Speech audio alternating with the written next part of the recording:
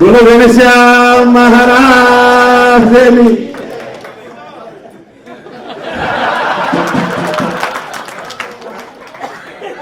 નરસિંહ મહેતાના પિતાનું શ્રાદ્ધ જયારે કરવાનું હતું ને ભગવાને જયારે એક ખેડૂત બ્રાહ્મણને એ બોલાવ્યો અને કહ્યું કે ભાઈ પૂજન કરો.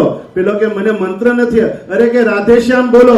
રાધેશ્યામ બોલવા માટે જ્યાં મોઢું ખોલ્યું અને જ્યાં એ શ્રી કૃષ્ણ ભગવાને નરસિંહ મહેતાના રૂપમાં એ અંગૂઠો મૂક્યો, પછી તો વેદના મંત્રો જેમ ભણવા માંડ્યો.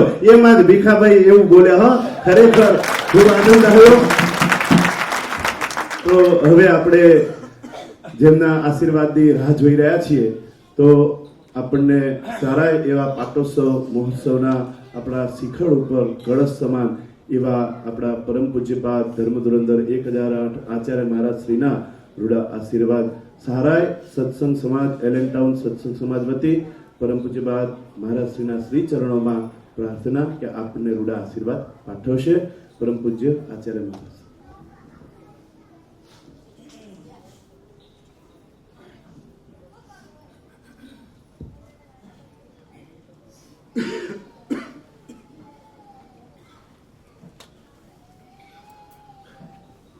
ભગવાન નારાયણ સૃષ્ટિનું સર્જન કરતા હતા. કાલ્પનિક વાત છે, ઇન્ટરેસ્ટિંગ છે. સર્જન કરતા હતા અને ઉપરથી બધો મસાલો નાખતા હતા. ઝાડવા નાખ્યા, પાણી નાખ્યું, વૃક્ષ, વેલી, લતા, બધો મસાલો નાખ્યો નીચે. પછી લગભગ બધું પૂરું થવા આવ્યું એટલે કંઈક નાખવા ગયા અને પછી પગ નીચે દબાઈ દીધું તરત. બાજુમાં લક્ષ્મીજી હતા. સ્ત્રીઓનો સ્વભાવ લગભગ ચંચળ હોય, વિથ નો ડિસ્ક્રિમિનેશન. એટલે લક્ષ્મીજીએ પૂછ્યું કે સ્વામી કે શું દબાયું? બધું નાખ્યું નીચે. પર્વત દેખાય છે, પાણી દેખાય છે, ખાડા દેખાય છે, ટેકરા દેખાય છે. બધું તો નીચે મળી ગયું છે, હવે શું દબાયું છે? ભગવાન નારાયણે કીધું, હું છેલ્લે શાંતિ નાખવા જતો હતો, એ પગમાં રાખી. નીચે બધું મળશે, શાંતિ નહીં મળે. આપણા બધાને બધી સવારથી આમ સુધી હખડ ડખડ હખડ ડખડ હાલત કરવાનું, છેડો જ ના આવે, બે વેંત માટે જ અટકી જાય. પણ એક વસ્તુ સમજવાની છે આપણે બધાએ કે જેના ચરણમાં શાંતિ છે એના ચરણ પકડી લો ને એટલે શાંતિ ઓટોમેટિક મળી જાય.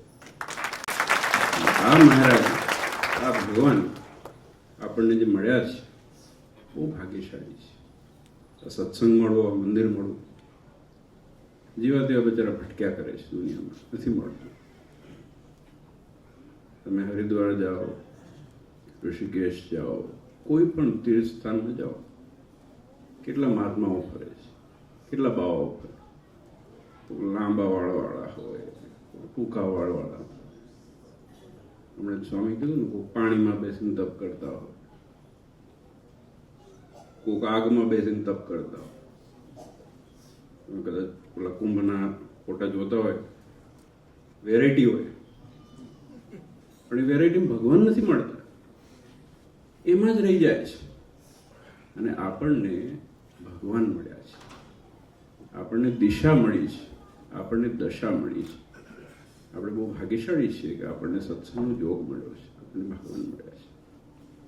આ સુંદર સરસ મંદિર આપણને પ્રાપ્ત થયું છે. હમણાં જ સ્વામીએ યાદ કર્યું કે જતા હતા પાર્ટિસિપેની માટે એલન ટાઉન થઈ ગયું. 2-3 દાખલાઓ છે, પણ મેં તો ભીખાભાઈને બહુ ચાવી ટાઈટ કરી હતી. એવા કરો ને કરો ને કરો ને કરી નાખ્યું. પણ actually I was so thrilled and happy to see the team જેમણે ફોટો પાડવા આવ્યા હતા તમારા હેલનટાઉનના જે બેકબોન છે અને બહેનો અને ભાઈઓ આપ સૌએ જે તન મન ધનથી સેવા કરી છે અનેક અનેક ધન્યવાદ છે. અને આપણે હંમેશા એટલું જ ધ્યાન રાખવાનું કે આપણે કામ ભગવાનના અર્થે કરીએ છીએ.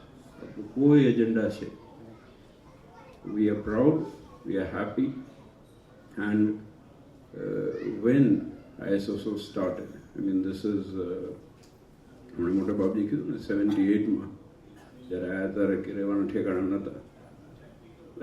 It's interesting, but it's revolutionary idea કે 78માં આજે લોકો અમેરિકા પૈસા લેવા આવે છે.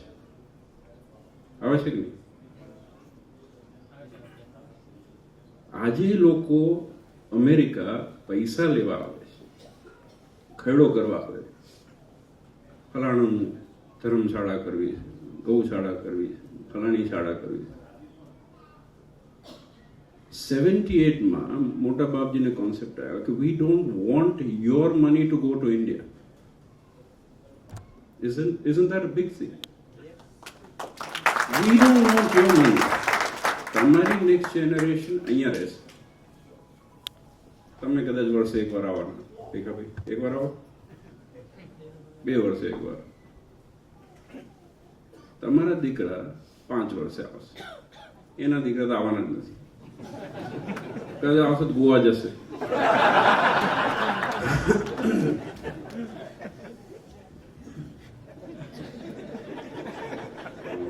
દેવરાજ જાય have us. Yeah, I mean, we talk eye to eye. We don't speak words. So basically, it's a youth thing. In 78, even today people don't understand. આપણને હજી નથી ખબર પડતી. 78માં એ વિચાર મોટા બાપજીએ મૂક્યો કે અહીંયાના રૂપિયા તમારા દીકરા દીકરીઓ સુખી થાય એના માટે ઇન્વેસ્ટમેન્ટ અહીંયા જ થવું જોઈએ. And we are proud to C કે આજે આટલા મંદિરો છે. Just because of that small idea. That small idea, but it was revolutionary. It was changing history. અને એવું કોઈ નથી કરી શકે. એટલે ભગવાન આપણા ભેળા છે એ હકીકત છે. મહારાજની કૃપાથી આપણે સુખી છીએ, સંપન્ન છીએ. આપણે આટલું સરસ ફેમિલી છે. You know, I see people from all over the places. Santosh from all over the places. हमने એકાબેકી કીધું સંતો મીન બહુ અઘરું છે આ દેશમાં. સંતોને રહેવું અઘરું છે. કારણ ભીતે માથું પછાડવાનું મન થાય એવું હોય અઠવાડિયામાં એટલે દાડે.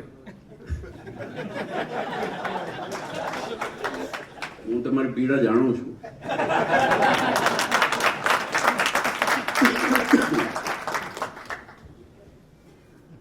બધા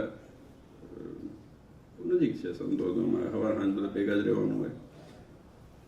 પણ સી ઇટ્સ આ ફેમિલી આવીને આવી રહે એટલું આપણે રાખવા ગમે તેમ કરીએ. This is a father. આપણા ભગવાન છે, આપણા બાપ છે, અને આપણો આ પરિવાર છે.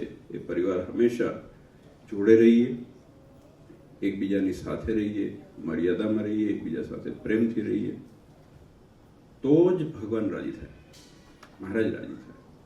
અને આપણે બહુ મોટા ભાગ્ય છે કે આવું સરસ મંદિર આપણને મળ્યું.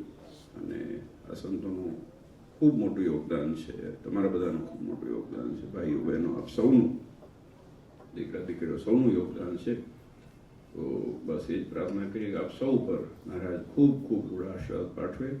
દરેક રીતે આપ સૌને નાના મોટા સંકલ્પ પૂરા કરે અને હોપફુલી ધનતેરસમાં મળીએ.